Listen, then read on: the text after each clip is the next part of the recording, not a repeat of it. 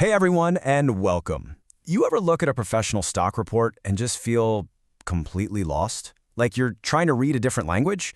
Well, today, we are going to change that. We're going to take apart a real technical analysis report for a stock, ticker NBIS, and see exactly how the pros turn all that data into a story. Let's get into it. Because when you get right down to it, that's what a stock chart really is, isn't it? It's a story. It's this visual record of thousands upon thousands of human decisions, all driven by fear, by greed, by pure optimism, and of course, by cold, hard data. Our mission today is to learn how to actually read that story, to find the plot twist hidden right there in the numbers. And that right there is the key. We're not trying to be fortune tellers here. We're not trying to predict the future. We're detectives. We're using a very specific set of tools to hunt for clues in the past and the present, so we can build a solid, logical case about what a stock is doing right now and maybe, just maybe, where it's headed next. All right, so every good investigation has to start with establishing the scene, right? Before we even think about looking for clues, we need some context. What's the environment like? So let's get the basic facts on our stock, NBIS. First up, the absolute peak. Over the last year, the highest price anyone was willing to shell out for NBIS was $141.10. This is the mountaintop. This is peak optimism. And here's the valley. The absolute lowest it dropped in that same year was just $18.31. Whoa. I mean, that is a massive range. It tells us right out of the gate that this stock has seen some wild swings. Volatility is just part of its DNA. So where does that leave us today? $89.46. So now we've got our bearings. It's not at the high, not at the low, but somewhere in the middle of this really dramatic journey. This is our starting point. This is the scene. Now, it's time to look for clues. The first, most fundamental question any detective is going to ask is about direction.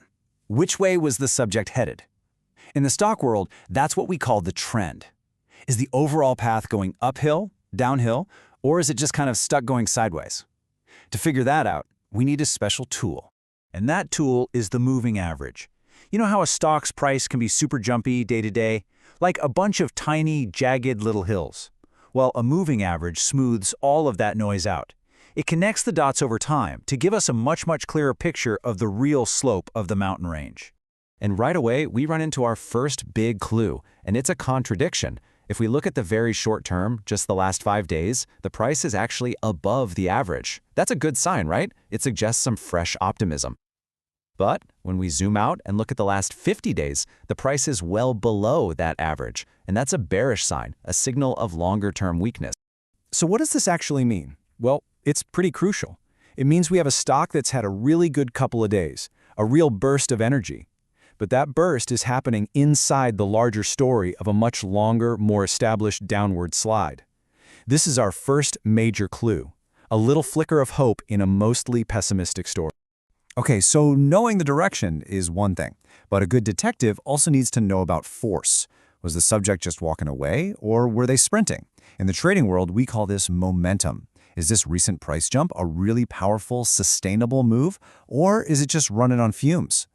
To measure this, we pull out a tool with a really fancy name, the MACD. Now don't worry about the name at all. Just think of it like a momentum gauge for the stock. It basically compares two different moving averages to see if that recent momentum is getting stronger or weaker. Okay, so here's the data from our report. We've got two lines we care about, the MACD line itself and what's called its signal line. Now the key isn't the raw numbers themselves so much as how they relate to each other. Is the main MACD line above or below its signal? And there's our answer. Even with that recent pop in price, the MACD line is still below its signal line. This is a huge clue. It tells us that the underlying momentum, the real power behind the trend, is still negative or bearish. The engine might be revving a little bit, but it hasn't truly kicked into high gear. Not yet. So let's get a second opinion on this momentum question. Our next tool is the RSI, the Relative Strength Index. I absolutely love this analogy. If the stock's price is the speed of the car, the RSI is the tachometer. It tells you how hard the engine is working. Is it redlining, or is it about to stall out? The RSI is measured on a really simple scale, from 0 to 100. Anything over 70 is usually considered overbought, that's the red line zone, and anything under 30 is oversold or stalling out. So where does our stock NBIS land? The report clocks it in at 47.32. And this quote just nails it, doesn't it? At 47, it's basically right in the middle of the road. It's not showing extreme strength, and it's not showing extreme weakness. It's just neutral. This confirms what the MACD was hinting at. That recent move hasn't generated overwhelming momentum just yet. All right, detectives. We've established the scene, we've mapped out the direction, we've gauged the momentum. Now it's time to bring all of this evidence back to the office, lay it all out on the table, and figure out our final summary of the case. But before we do that, let's check one last piece of evidence for confirmation. It's called the Arun indicator. Its job is really simple. Tell us how strong a trend really is. It has two parts, an Arun up and an Arun down. And whichever one is higher and stronger, well, that tells you which trend is really in control. And wow, the results here are crystal clear. I mean, it's not even close. The Arun down is sitting way up there at a powerful 92, while the Arun up is way down at 56. This is like a confirmation straight from the forensics lab. The long-term downtrend is absolutely the dominant force at play here, no question. So here it is. Here's our entire case file, all laid out. On one hand, you've got the bullish clues, a massive recent daily gain, the price is above its short-term average, and another indicator is screaming strong bounce. But on the other hand, you've got the bearish evidence. The price is still stuck under those major long-term averages, the MACD shows negative momentum, and that Arun indicator pretty much confirms that downtrend is the one in charge. So, if we had to boil this whole detective story down to just one headline, this would be it. What we're seeing here is a battle. The long-term story has been one of decline, but a new energetic challenger just jumped in the ring with a really powerful, but maybe short-lived, punch.